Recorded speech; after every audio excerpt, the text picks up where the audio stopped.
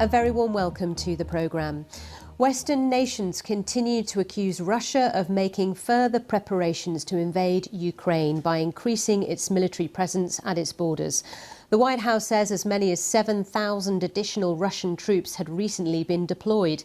There's been no independent confirmation of a Russian media report that Ukrainian forces have violated the conditions of a ceasefire agreement by firing mortars at separatist rebels in the Luhansk district. Tim Allman reports. This doesn't look much like a withdrawal.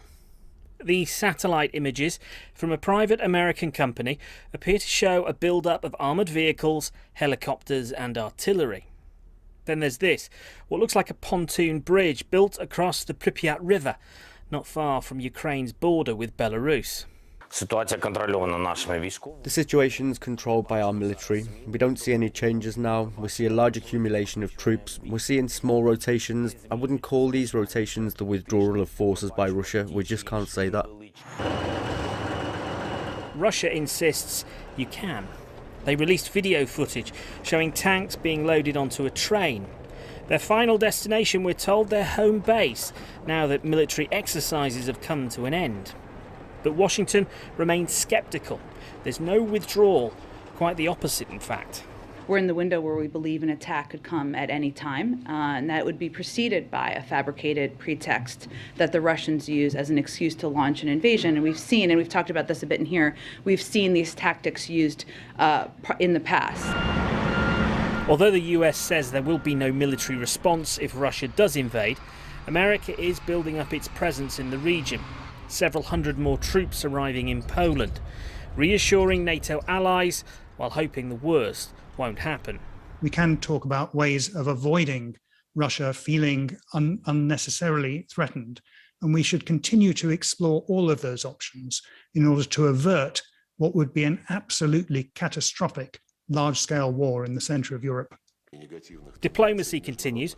The British Foreign Secretary Liz Truss, fresh from a fairly fractious meeting in Moscow, is expected in Ukraine. And the UN Security Council will discuss the crisis later on Thursday. All the while, Ukrainian military drills go on, preparing for an invasion many fear is still imminent. Tim Allman, BBC News. Well, let's speak to our correspondent now in Kiev, the Ukrainian capital, James Waterhouse.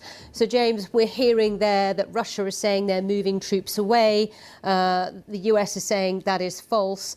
What are you hearing?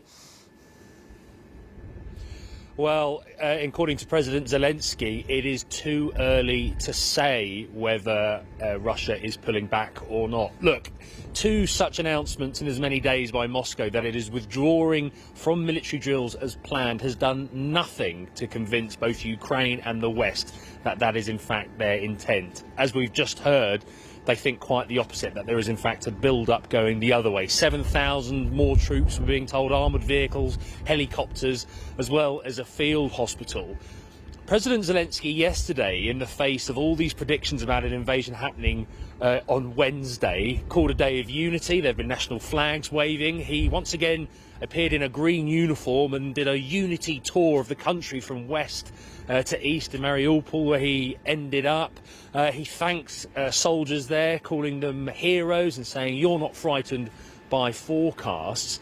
And that is pretty much what the message that we've heard all along and what we expect to hear. Jens Stoltenberg of NATO has described this Russian aggression, use of military force to challenge the European security order, as the new normal. And as you've heard, as we've got these NATO troops now announcing longer term placements, if you like, deployments in Eastern Europe, this could be quite a drawn out crisis. And as you say, yesterday was very much a day of bringing people together in Ukraine, the day of unity. What's the mood like then this morning? Well, this morning it's very much the status quo, more uncertainty. What usually happens over and over again is when Russia demonstrates this long, drawn-out campaign of aggression, certainly here in Kiev, there are more demonstrations of unity and nationalism and sort of a sense of patriotism. And we saw that yesterday, and today that will go on. There's certainly no Ukrainians that we've spoken to that believe these Russian announcements, these carefully choreographed statements and videos of military movement. No one's buying it here because this is all they've really known for the past 8 years. So that uncertainty does go on. All right. For now, thank you, James Wardhouse there in Kiev for us. We'll speak to him again soon.